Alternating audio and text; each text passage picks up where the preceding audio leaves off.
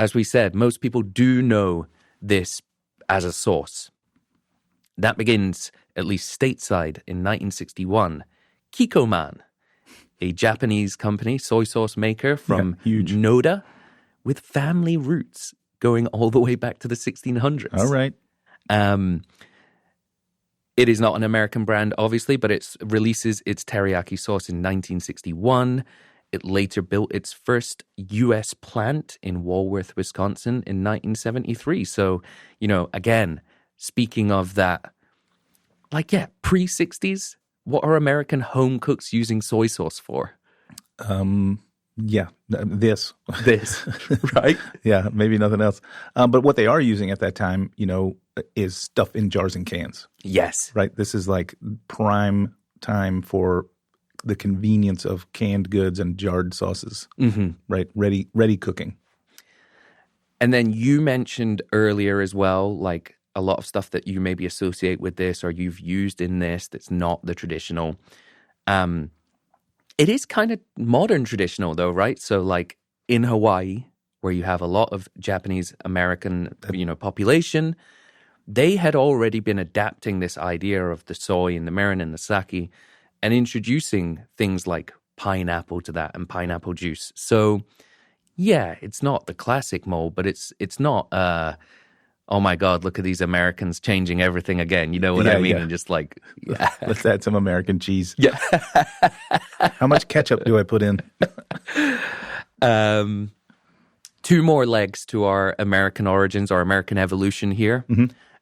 One of which, Seattle. Yeah. Seattle has a real love affair with teriyaki chicken. Yes.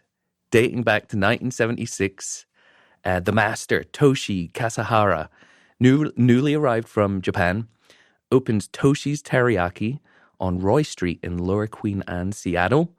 30 seats, a short menu of chicken and beef teriyaki with rice and udon, $1.85 a plate.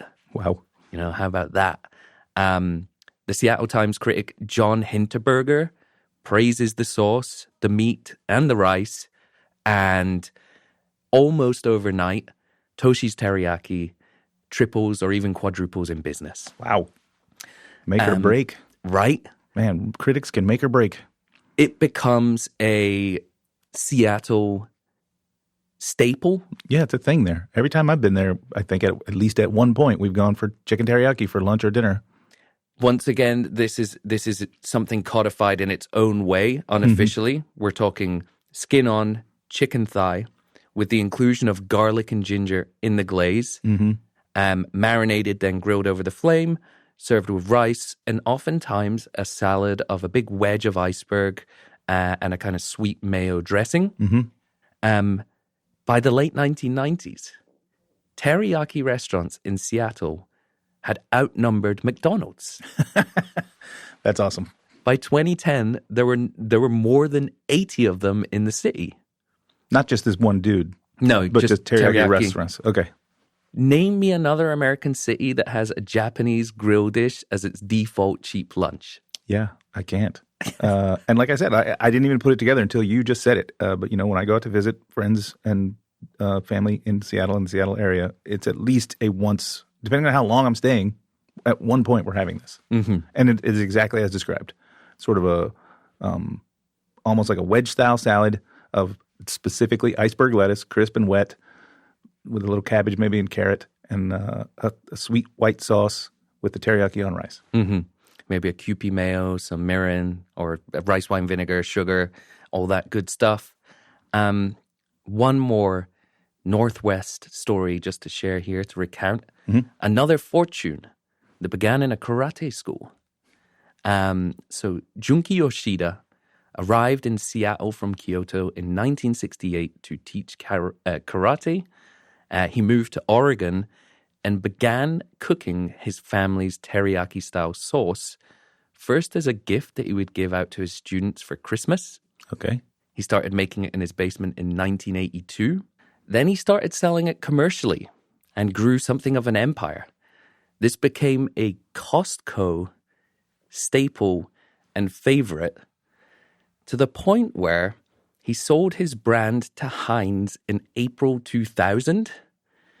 So what began as a Christmas gift sauce prepared in a basement ultimately became a Costco empire, swallowed up by Heinz.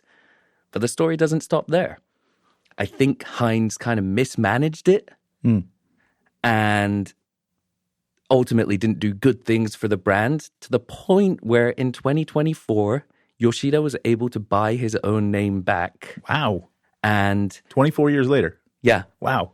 So, and I kind of love those stories as well, where it's like someone makes the fortune out of their brand, exits with a decent amount of money, and then is able to sort of get that brand back later down the line, because as often happens, bigger conglomerates mismanage things. Yeah. Or they alter things and fall out of favor with the fan base. And yeah. Yeah. And honestly, then that just adds a whole new chapter to the story that I think people who care about these things, these stories, independent stuff, will really love and really go for. Yeah. What, you didn't say the brand? I did. Did I not? No. Yeah, I'm on the edge of my seat here. Mr. Yoshida's Original Gourmet Sweet Teriyaki Sauce. That's a long name. Yes.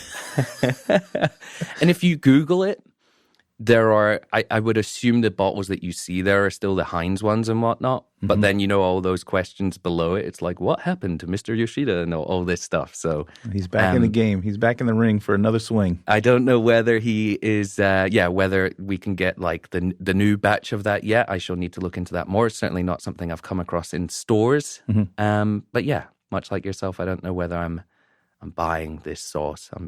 It's easy enough to make.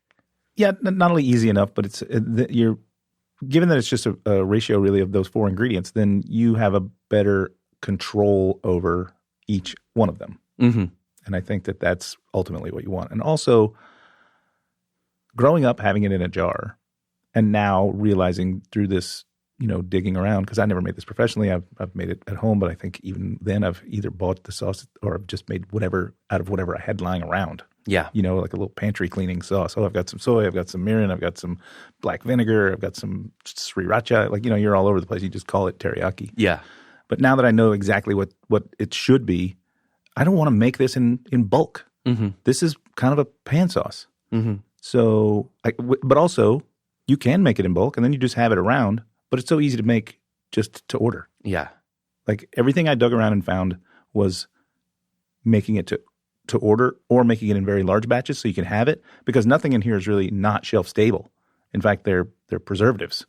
So you could make gallons of this stuff and just have it around if you wanted to. But I think just making it to order seems to be the order of the day. Yeah. I mean, it's like, when I make sushi rice at home, right? I'm seasoning it. I have rough ratios, but I'm seasoning it to taste with rice wine vinegar, with mirin, with, whatever else. I could batch those things in the right proportions and whatnot, and also always have my sushi rice seasoning. But like, what's the at that point? So those are the origins, and those are the sort of surprising Seattle Northwest connection, at least for me. Yeah, that is a little surprising, and I wouldn't have put it together until you pointed it out.